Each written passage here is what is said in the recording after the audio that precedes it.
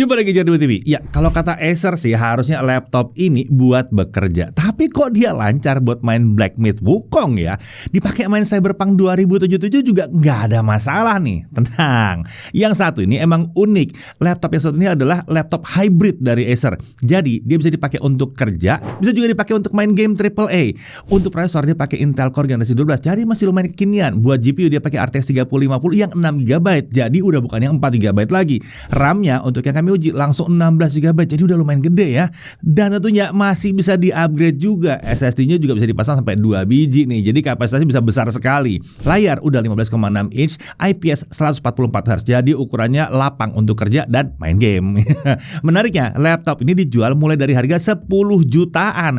Jadi relatif terjangkau ya. Ya, laptop satu ini adalah Acer Aspire 7 Pro. Nah, kalau melihat dari namanya, kami sempat mengira bahwa kata Pro itu adalah kependekan dari profesional. Tapi menurut Acer, kata Pro tersebut ternyata merupakan kependekan dari productivity. Jadi jelas kalau laptop ini ditujukan untuk kita yang membutuhkan laptop kencang untuk produktivitas sehari-hari, tetapi dengan harga yang tetap terjangkau. Oke, langsung aja kita mulai pembahasannya kali ini dari spesifikasi utamanya. Untuk prosesor, yang satu ini pakai Core i7 12650H, fabrikasi Intel 7, base power 45 watt, 10 core 16 thread yang terdiri dari 6 performance core atau P-core dan 4 efficient core atau E-core. Intel Smart Cache-nya juga lumayan besar di 24 MB. Integrated graphics-nya pakai Intel UHD Graphics dengan 64 execution unit.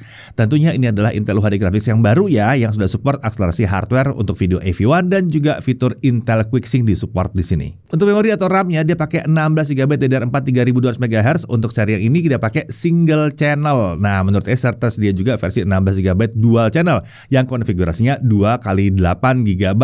Ya, laptop yang satu ini menggunakan RAM SODIMM ya, jadi bisa ditambah kapasitasnya dan di-upgrade ke dual channel kalau kalian dapat yang 16GB seperti ini. Kata Acer sih kapasitasnya bisa di-upgrade sampai 32GB. Menariknya, karena dia pakai RAM DDR4, biaya untuk upgrade-nya tetap terjangkau nih dibandingkan kalau pakai DDR5. Untuk storage dia pakai 512GB SSD M.2 NVMe PCIe Gen 4x4. Menariknya di laptop ini ada slot M.2 kedua, jadi kapasitasnya bisa ditambah tanpa perlu ganti SSD utamanya. Tapi beda dengan slot utamanya ya, slot M.2 keduanya itu cuma support kecepatan PCIe Gen 3. Walaupun demikian kita tetap bisa masang kok yang PCIe Gen 4 di situ, cuma speednya jadi PCIe Gen 3 yang sebenarnya masih kencang juga sih ya. Nah, untuk disk grafisnya dia pakai Nvidia GeForce RTX 3050 laptop GPU dengan 6GB VRAM GDDR6. Ya, ini yang 6GB bukan 4GB seperti RTX 3050 yang versi lama. GPU-nya dilengkapi dengan 2560 CUDA cores, jadi cenderung lebih mirip seperti GPU di RTX 3050 Ti. Tapi memang yang RTX 3050 ini memori base cuma 96 bit, bukan 128 bit seperti yang di RTX 3050 Ti atau RTX 3050 yang versi 4GB. Sementara untuk nilai TGP maksimumnya adalah di 75 watt. Nah, untuk wireless connectivity dia menggunakan modul Intel yang udah support Wi-Fi 6, Gigabit Wi-Fi, dan Bluetooth versi 5.2. Untuk kapasitas baterainya ada di 54 Wh. Untuk OS tentunya dia pakai Windows 11 ya. Nah, untuk body form factor-nya clamshell atau laptop klasik dan materialnya adalah aluminium untuk punggung layar dan polikarbonat untuk bagian lainnya. Warnanya ini namanya titanium black ya. Nah, untuk desain, jujur aja penampilan Acer Aspire yang satu ini memang terasa sangat berbeda dengan laptop Aspire lain yang pernah kami uji dan kami lihat selama ini. Sepertinya laptop Aspire yang satu ini ya menggunakan sasis baru, jadi bentuk dan lekukan bodinya tidak lagi sama seperti Aspire yang kita kenal selama ini. Tapi harusnya ini bukan jadi masalah ya, karena penampilan jadi mirip seperti laptop workstation, jadi kelihatan lebih profesional di sini. Nah, untuk dimensinya panjang 36,2 cm, lebar 23,7 cm, ketebalan di 1,9 cm. Untuk bobotnya laptopnya aja di 2,07 kg. Ini tergolong ringan ya kalau dia dianggap sebuah laptop gaming yang ukuran layarnya 15,6 inci ya. Nah, untuk charger ini 365 gram dan ini adalah charger 150 watt. Total bobot kalau dibawa-bawa jadi 2,43 kg. Untuk display ini adalah layar berukuran 15,6 inci, resolusinya 1920x1080 pixel dengan refresh rate di 144 Hz. Tentunya ini adalah panel IPS. Nah, kalau kami ukur dengan alat kami, hasilnya tingkat kecerdasan maksimumnya ada di kisaran 340 42 nits di dalam ruangan. Sementara untuk gamut coverage dan gamut volume ada di kisaran 59% sRGB. Dengan color gamut seperti itu, layarnya memang masih kurang cocok untuk digunakan editing yang kelas profesional, yang butuh akurasi warna yang tinggi-tinggi banget ya. Tapi kalau sekedar mau dipakai untuk editing sederhana yang nggak butuh akurasi warna yang super akurat ya, harusnya bukan jadi masalah. Karena dia udah pakai panel IPS yang tampilannya jadi konsisten pada saat kita lihat dari sudut manapun. Dipakai main game ataupun nonton juga pastinya masih oke yang satu ini. Permukaan layarnya ini punya sifat yang non-glare ya, jadi lebih minim pantulan bayangan benda di sekitar kita yang mungkin bisa mengganggu kenyamanan saat kita main game atau saat kita bekerja tentunya. Nah, untuk bingkai layar juga sudah menggunakan desain yang lumayan tipis untuk sisi kanan dan kirinya. Sayangnya untuk bingkai bagian bawah desainnya masih agak tebal ya. Nah, untuk kameranya, sayangnya laptop ini masih dilengkapi dengan kamera 720p 30 fps. Ini belum yang versi 1080p, tapi masih ingat harganya kan ya. Nah, sementara untuk modul mikrofonnya ini ada 2 buah di sisi kanan dan kiri kamera. Nah, walaupun hanya pakai sensor 720p, ternyata kualitas kameranya ternyata lumayan oke juga di sini ya. Detail wajah kami dapat ditangkap dengan cukup baik dan hanya terlihat sedikit noise pada saat kami coba di ruangan yang terang. Sementara suara yang ditangkap oleh mikrofon juga terdengar cukup natural meskipun tidak bisa menangkal noise dari kipas laptop yang kami jalankan di kecepatan 100%. Oke, jadi seperti inilah kemampuan kamera dan mikrofon dari laptop Acer Aspire 7 Pro. Jadi gimana nih kualitasnya? Oke atau enggak? Ya, saat ini saya lagi menguji kemampuan noise cancellation laptop Aspire 7 Pro yang satu ini dengan kondisi kecepatan kipas di 100%. Jadi gimana nih suara bising dari kipasnya? Masih masuk ke mikrofon atau enggak? Oke, untuk audionya, laptop ini dilengkapi dengan 2 buah speaker dengan lubang keluaran suara menghadap ke bawah. Kita bisa mengatur profil dan equalizer suara melalui software Sound Blaster Studio. Sayangnya, speaker di laptop ini masih terasa kurang kenceng nih suaranya ya. Kualitasnya juga bukan yang hebat-hebat amat ya, walaupun ya nggak bisa dibilang yang jelek juga sih di sini. Saran kami sih kalau mau mantep, pakailah headphone atau speaker tambahan. Oke, untuk konektor di sebelah kiri ada satu Kensington lock slot, ada satu USB 3.2 Gen 1 dan ada satu USB 2.0. Kemudian ada satu 3,5 mm mikrofon jack dan ada satu 3,5 mm audio combo jack. Beralih ke sisi kanan, ini ada satu micro SD card reader, ada satu USB-C 3.2 Gen 2, ada satu gigabit Ethernet. Lalu di bagian belakang, ya masih ada lagi di bagian belakang, ada satu USB-C 3.2 Gen 2, ada satu HDMI, satu mini DisplayPort dan satu DC in. Oke, untuk keyboardnya kita lihat sekarang ya. Selain body, bentuk dan tata letak tombol di laptop Aspire juga tampak berbeda. Keycap keyboard ini menggunakan warna hitam dengan tulisan putih dan pinggiran berwarna putih. Tentunya keyboardnya juga dilengkapi dengan tombol numpad ya. Jadi kita bisa menginput angka dengan cepat. Tombol anak panah di laptop ini juga dibuat sama besar dengan tombol lainnya. Jadi ini lebih nyaman untuk digunakan. Menariknya, keyboard di laptop ini ternyata dilengkapi dengan lampu backlit RGB ya, dengan satu zona warna. Padahal ini bukan laptop gaming harusnya ya. Nah, untuk tingkat kecerahannya tuh ada 4 yang dapat diatur dengan menekan tombol di area numpad. Sementara untuk pilihan warnanya ada 15 buah dan ini bisa diatur melalui software control center. Kita beralih ke touchpadnya. Area touchpad ini ukuran di 12 kali 7,3 cm yang memanjang dari tombol Alt kiri hingga tombol Copilot. Saat kami gunakan hanya sebagian kecil dari telapak tangan yang masuk ke dalam area touchpad. Jadi ini tidak terlalu mengganggu kenyamanan saat kita sedang mengetik. Selain itu jari kami ternyata dapat bergerak dengan mulus di atas permukaan touchpad walaupun ini bukan yang pakai material kaca. Oke, sekarang kita bahas cooling sistemnya ya. Sistem pendingin laptop ini dilengkapi dengan 4 buah heat pipe dan 2 buah kipas. Wah, seperti laptop gaming ya memang ya. Untuk lubang ventilasi pembuangan panasnya itu ada 4, 1 ke kiri, 1 ke kanan, dan 2 ke arah belakang. Oke, sekarang kita bicara aspek performanya. Laptop ini dilengkapi dengan 4 profil performance, yaitu performance, entertainment, nah ini mode defaultnya ya. Lalu ada quiet dan power saving. Profil performa tersebut dapat diatur melalui software control center. Setelah itu disediakan pula menu untuk mengatur kecepatan kipas dengan pilihan automatic, maksimum, dan custom. Sebagai catatan, seluruh pengujian kali ini kita lakukan dengan kecepatan kipas di 100%. Oke, langsung aja kita coba tes pakai Cinebench R23.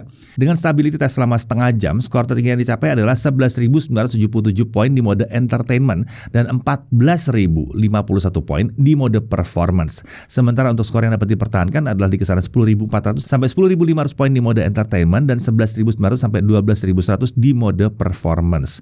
Oke, kita lihat suhu kerjanya pas kita jalankan Cinebench R23 Stability Test yang setengah jam tadi. Di mode entertainment suhu rata-rata prosesor itu ada di bawah 80 derajat Celcius. Walaupun memang sesekali ada kenaikan sedikit di atas 90 derajat Celcius, cuma spiking aja.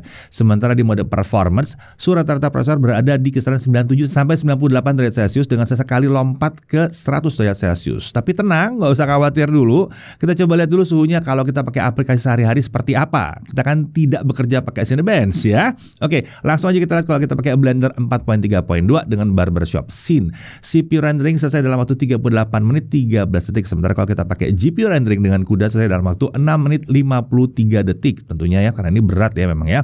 Nah, untuk suhu kerjanya, pas kita melakukan GPU rendering dengan CUDA, di mode performance suhu prosesor dan GPU NVIDIA dapat dikendalikan di bawah 80 derajat Celcius. Meskipun di akhir pengujian sempat ada lompatan satu kali ke 99 derajat Celcius. Cuma sekali doang ya. Nah, ternyata masih aman ya. Nah, cuma ada lompatan sebentar, habis itu langsung turun lagi kok ya.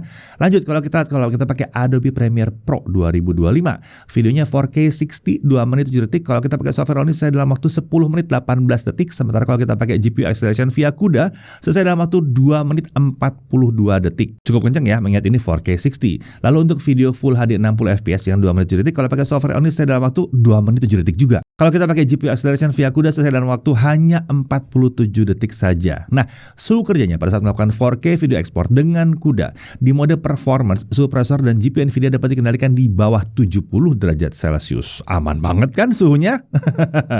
Lanjut ke DaVinci Resolve 19.1, software video editing kelas profesional tapi ini versi gratisan ya. Nah, untuk video 4K 60 2 menit 7 detik selesai dalam waktu 4 menit 50 detik. Sementara kalau videonya Full HD 60 fps 2 menit 7 detik selesai dalam waktu 1 menit 16 detik saja. Oke, kalau kita lihat suhu kerjanya pada saat melakukan 4K video exporting di mode performance, suhu prosesor itu terlihat bergerak di rentang 70 sampai 100 derajat Celcius. Ini udah naik turun ya. Ini bukan konstan di titik tertentu doang, bukan. Sementara suhu tertinggi di GPU NVIDIA itu hanya mencapai 71 derajat Celcius. Nah, sekarang kita coba CapCut ya. Untuk video 4K 60 2 menit 7 detik itu butuh waktu hanya 1 menit 19 detik saja. Sementara kalau videonya Full HD 60 fps 2 menit 7 detik selesai diekspor dalam waktu hanya 26 detik saja. Nah, suhu kerjanya pada saat melakukan 4K video exporting di mode performance, suhu rata-rata prosesor berada di bawah 80 derajat Celcius meskipun sempat 2 kali ada lompatan di atas 80 derajat Celcius. Sementara suhu tertinggi GPU NVIDIA-nya cuma berkisar di 60 derajat Celcius aja. Lagi-lagi kalau untuk yang satu ini suhunya aman sekali. Oke, walaupun ini untuk productivity, tapi kita mau tahu dong performa gamingnya seperti apa. Nah, hasilnya kurang lebih seperti ini.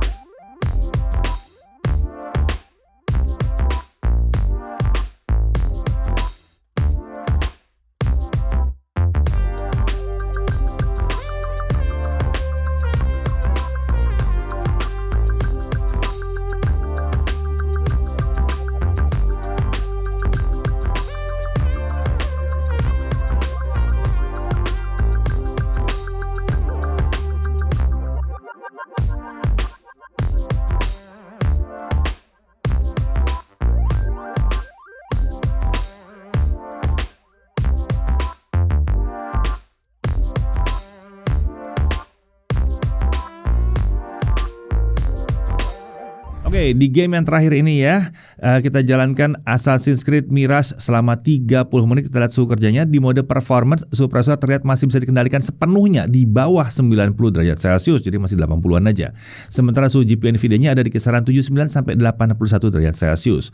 Untuk suhu permukaan body saat kita mainkan selama setengah jam, untuk keyboard area paling panas kami temukan di tengah dengan titik tertinggi mencapai suhu 50 derajat Celcius di dekat tombol F10. Sementara untuk tombol WASD suhunya berkisar 31 sampai 32 derajat Celcius. Jadi jari-jari kita masih tetap aman kalau kita pakai buat main game. Sedangkan area sebelah atas keyboard tuh suhunya berkisar 55 sampai 56 derajat Celcius. Tapi itu wajar ya, itu bukan keyboardnya, di atasnya keyboard kan. Nah, untuk palm rest, sisi kiri suhunya ada di bawah 35 derajat Celcius. Sementara di sisi kanan ada bagian yang suhunya mencapai 39 derajat Celcius dan ada yang hanya sekitar 30 derajat Celcius saja. Masih lumayan aman nih, masih di bawah 40 derajat Celcius.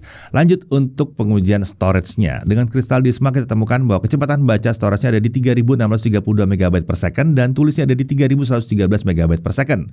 Memang sayangnya bahwa kecepatan SSD PCIe Gen 4 ini terasa cuma sekencang SSD PCIe Gen 3. Tapi tenang, kecepatan SSD di atas 3000 itu sebenarnya udah sangat mencukupi untuk semua aktivitas kita, bahkan yang berat sekalipun. Lanjut untuk pengujian daya tahan baterainya. Nah, tingkat brightness layar kita taruh di 150 nits dan volume suara 25%. Mode yang kita gunakan adalah entertainment, mode defaultnya ya. Kita jalankan 1080p video playback dan baterai baru habis setelah 7 jam atau tepatnya 6 jam 53 menit. Data seperti ini memang bukan yang paling hebat, tapi udah tergolong cukup irit untuk spesifikasi yang diusung. Oke, untuk charging bagaimana? Di setengah jam pertama baterai terisi 53%, sementara dari kosong sampai penuh hanya butuh waktu 1 jam 48 menit. Ini sebetulnya tergolong kencang ya, karena ngecharge-nya bisa di bawah 2 jam. Oke, untuk harganya, konfigurasi yang seperti ini ada di 13.499.000. Ya, Acer Aspire 7 Pro ini tersedia dalam versi Intel Core i5 12420H juga ya, yang RAM-nya 8GB. Nah, yang itu harganya ada di 10.999.000. Untuk bonus pembelian sama ya, semuanya dapat Microsoft Office Home 2024, itu yang tidak perlu dibayar-bayar lagi ya, nggak perlu langganan lagi. Tapi dia juga dapat Microsoft 365 atau 365, langganan selama 1 tahun disediakan juga ya. Nah, sementara untuk garansi dia dapat 3 tahun yang mencakup 3 tahun untuk services, lalu 2 tahun untuk spare parts, dan ada 1 tahun yang ada AADP atau Acer Accidental Damage Protection-nya. Nah, AADP ini akan memberikan jaminan perlindungan untuk kerusakan yang diakibatkan oleh kelalaian pengguna. AADP ini dapat digunakan 1 kali di tahun pertama pembelian. Oke, kita masuk ke hal yang perlu diperhatikan. Pertama, suppressor memang agak tinggi di mode performance kalau kita menjalankan aplikasi yang hanya membebani sisi prosesornya saja ya. Dan ini yang membebaninya gila-gilaan tentunya ya. Tapi tenang, karena suhu tinggi itu masih bisa diatasi dengan menggunakan mode entertainment. Lagi pula di aplikasi sehari-hari suhunya itu masih relatif aman sebetulnya kalau nggak pakai aplikasi spesifik kayak begitu tadi ya. Lalu untuk layar, ini belum yang 100% sRGB. Untuk editing serius, sebaiknya nambahin monitor ya, yang color gamutnya ada di 100% sRGB. Kemudian dia masih punya konektor USB 2.0 juga. Lalu kualitas suara speakernya rasanya agak kurang di sini.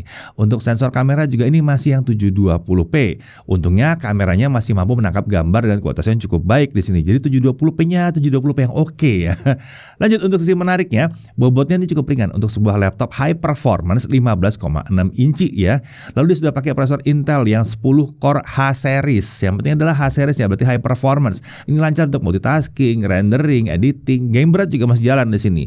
Kemudian dia dilengkapi dengan RTX 3050 yang 6GB pula. Mau main game AAA mulus lancar. Main game kompetitif nggak ada masalah. Main game e-sports terbang-terbang nih FPS-nya. Mau ngedit video 4K 60 FPS juga bisa lancar di sininya. Lalu RAM-nya langsung 16GB dan masih bisa di-upgrade pula yang satu ini. Dan ingat, RAM-nya DDR4 jadi lebih murah saat kita mau upgrade. Kemudian kita bisa masang sampai dengan 2 SSD M.2, jadi ya storage-nya bisa di-expand sampai besar sekali. Kemudian disediakan juga pengaturan manual untuk kecepatan kipas. Lalu layarnya IPS 144Hz. Ini siap untuk gaming kompetitif ya, padahal ini Pro tadi katanya. Untuk konektor juga lengkap dan banyak di sini.